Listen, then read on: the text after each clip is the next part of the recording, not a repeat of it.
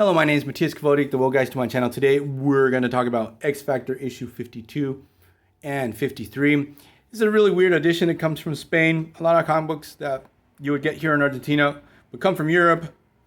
And this is a really weird edition that I just wanted to share some curiosities that American readers never had to deal with things.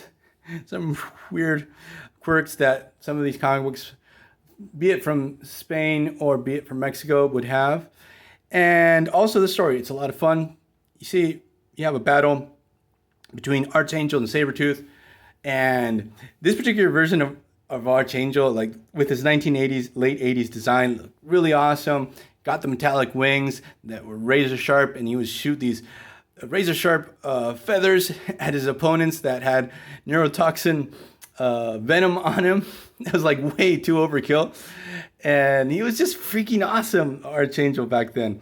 And still is now, but particular incarnation just brings back a lot of nostalgia. I really loved X Factor. And also we have Sabertooth, who looks very different to the Sabertooth that we have nowadays. Like, he's a lot skinnier. It's like he's very muscular, but he doesn't have as much of bulk and muscles that he has nowadays. Like, he's very different. I feel like after the Jim Lee incarnation of Sabertooth, that there we get the modern costume. That's like a different take on this one, but he's bigger and more buff. And then Joe Madureira stepped in the Age of Apocalypse to get Mr. Creed Sabertooth. He was even bigger and even more bulkier. And when the Age of Apocalypse ended, that transitioned into the main Marvel universe, having this really big and buff Sabertooth. So sadly, Liefeld's art in the interior, it's not present. He only did the cover. As I mentioned in other videos, like, Liefeld's art back in the late 80s was really good. It was really spot on. He sort of got lazy as time went by. The story, don't remember if I mentioned, it's written by Louise Simonson. She was on most of this run of the X Factor series. It was her baby. And the artist is Terry Shoemaker.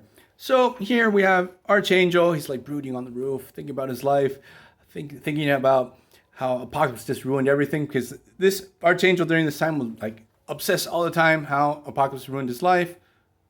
He got these metallic wings. The wings sort of have a mind of their own. Like, he has a conflict with his wings that he never had to deal with when he had those feather wings.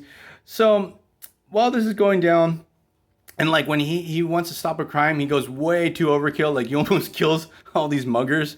Like, he just wanted to stop the guys, not totally mutilate them.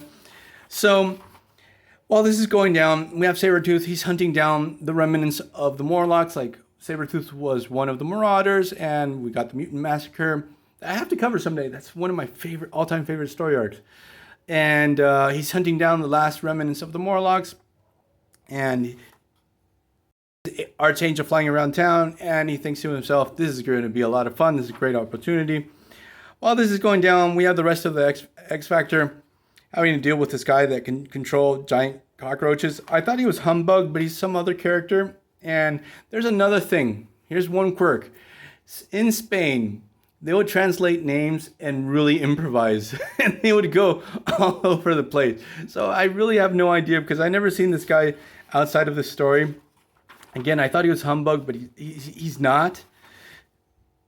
We have Lord of the Cockroaches fighting against the rest of X Factor, but what we are interested in is Sabertooth fighting against Archangel. So Archangel's out, and he's about to give the killing shot at point blank range at Archangel. His wings wake up. He slashes right through Sabertooth's face. Like, it's really violent. Both characters start ripping into each other. It's like a really awesome battle between both of them that spans 2 issues. I think during this time, Sabertooth had a thing in dipping his claws in venom too. So Angel's fighting for his life. Sabertooth, also guess during this time his healing factor wasn't as strong as it is nowadays. Like, Wolverine and Sabertooth's healing factor, as time went on, got more and more powerful. Like, you sort of feel like at this moment, if Archangel would go nuts with his wings, he would have been able to kill Sabertooth. So here's that character who I thought it was Humbug when the green getup, fighting against the other members of X Factor. Like, if anyone knows his name, please put it in the comments below. So here's the really cool thing. Both characters fight each other to the standstill. They both faint. And what happens is Caliban arrives. And this is so cool. So Archangel was one of the Horsemen of Apocalypse. He was death. He leaves. He decides he rebels against his master, who gave him his wings. And Caliban, who was actually a member of X Factor at the time, he defects. He joins Apocalypse. He becomes the new Horseman of Death. Then later on, he's changed to the Horseman Plague. But he has some serious beef against Sabertooth because during the Mutant Massacre, he was part of the Marauders, and also during the whole situation, Sabertooth almost kills Caliban himself. So not only killed a bunch of his friends, he humiliated and almost killed Caliban. So Caliban really wants to take down Sabertooth once and for all. So they're actually going to battle each other on quite a few occasions. We're going to also tussle in the pages of New Mutants, in the Morlock tunnels. This Caliban's like, he's crazy powerful. Like the original Morlock Caliban, like he was really weak and sort of always cowardly, and I think he had like these weird feared powers that are like psionic in nature. I might be totally wrong. Actually uses that fear power against Archangels. Like I only seen him use these powers at least 1 or 2 times. Like he uses it very sparingly. Because outside of that, Caliban had like these powers that he can locate and find other mutants. That was his whole thing, being like this mutant hound. So we got this 3-way battle. Everyone's beating each other to the pulp. And here's just the funny thing that I just wanted to share with you guys. The last page, we don't get, it's credited that we have 52 and 53. We only get a couple pages from 53. And one page is actually on the back cover. And the story keeps on going on the back covers. Like, oh my God, this is so freaking atrocious that they would do something like this back then. But this would happen all the time. Like another thing that would happen to a lot of people who collected comic books coming from other countries and other editions, or even here from Argentina, is like you would start getting a collection and they would cancel it for no reason. You would be stuck in the middle of a story, or you're missing issues. You would never get it again. You couldn't get back issues either. Everything was really, really hard to find because they wouldn't send a whole container. Like at most maybe 10 or 15 issues, 50.